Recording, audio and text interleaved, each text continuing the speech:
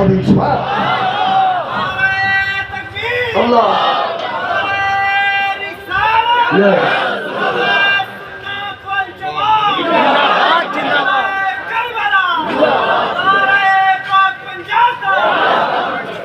দেখেন মা বোনদের 3 দিন 5 দিন 7 দিন ঋতুস্রাব থাকে, পিরিয়ড থাকে, একটা অসুস্থতার সময় থাকে, যে সময়টা আল্লাহ নামাজও ফরজ নামাজ পর্যন্ত আদায় করা থেকে বিরত থাকতে বলেছেন। এটার জন্য আল্লাহ পাকড়াও করবেন না, কোনো হিসাব দিতে হবে না। আর ওই রক্ত থেকেই, ওই নাপাক রক্ত থেকে এই পাক ইনসানগুলি হয়, মানুষগুলি আমরা তৈরি হই। পৃথিবীর মধ্যে মা হাওয়া থেকে কিয়ামতের আগ পর্যন্ত ওই রক্ত, যে রক্ত 3 দিন 5 দিন 7 দিন পর্যন্ত মা বোনদের নাজাসাত, ওই অপবিত্রতা অবস্থায় যে রক্ত নামাজ পর্যন্ত বিরত, নামাজ পর্যন্ত বিধান এসেছে যে নামাজ পড়া যাবে না, সালাত আদায় করা যাবে না, ওই রক্ত ছাড়া মানুষ হয় না। ওই রক্ত থেকে এক ফোঁটা করে এই পাক মানুষ তৈরি হয়েছি, বান্দা তৈরি হয়েছি। খোদার ইজ্জতের কসম, পৃথিবীতে এই ছাড়া কোন নবী রাসূল এইভাবে ছাড়া ধরার বুকে আসেন নাই।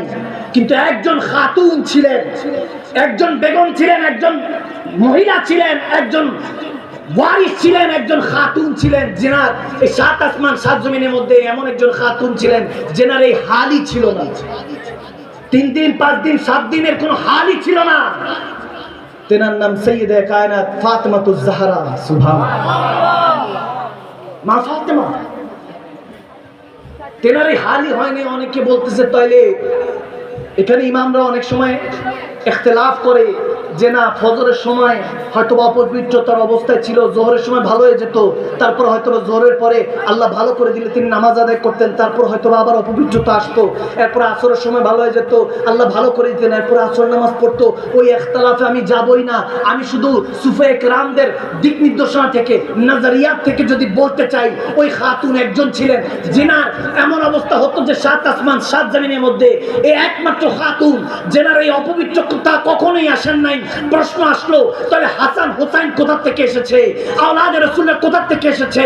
যখন এরকম প্রশ্ন করতে লাগলাম, বেরলভী চটির মধ্যে আমার ইমাম আহমদ রেজা আলা হযরত উত্তর দিতে লাগলেন, আরে তেরে নসলে পাক মে হ্যায় বাচ্চা বাচ্চা নূর কা, তু হ্যায় আইনে নূর, তেরা সব ঘরানা নূর কা।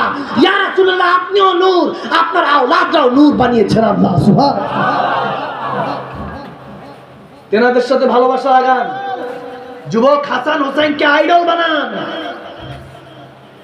আর মুরব্বীরা যেনারা আছেন, আবু বকর, ওমর, ওসমান, হায়দার, শেরে খুদা আলীকে আইডল বানান। আর মা বোনরা মা ফাতেমাতুজ জাহরা সৈয়দে কায়নাতকে আইডল বানান। খোদার ইজ্জতের কসম, ইহকাল পরকাল মালা মাল হয়ে যাবে, ঠিক না? এগুলো বুঝার চেষ্টা করতে হবে।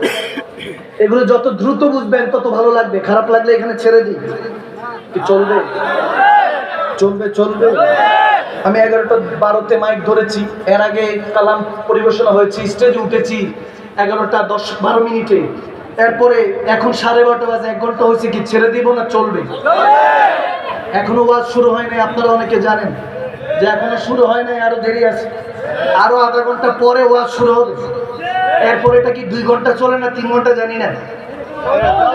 আমার হাল, আমরা খানকাই মানুষ, আমরা হাল এমনি পাগল মানুষ, মজদুর মানুষ, আমাদের কোনো খবর টবর থাকে না। যদি দেখি আশিকদের মনের মধ্যে প্রেমের ঢেউ চলতেছে, তাহলে সারা রাত চলতে থাকে। अब इब्तिदा इश्क है रोता है क्या, आगे आगे देख होता है क्या। মাত্র তো প্রেমের পরীক্ষা শুরু হয়েছে, এখনো তো রাত অনেক বাকি আছে। কালাম হবে, আশার হবে। আমি তো জানি যুবকরা আসছে যে হুজুর টান কখন দিবেন, কালাম কখন, ঝুমঝুম কখন হবে। ভর দো ঝোলি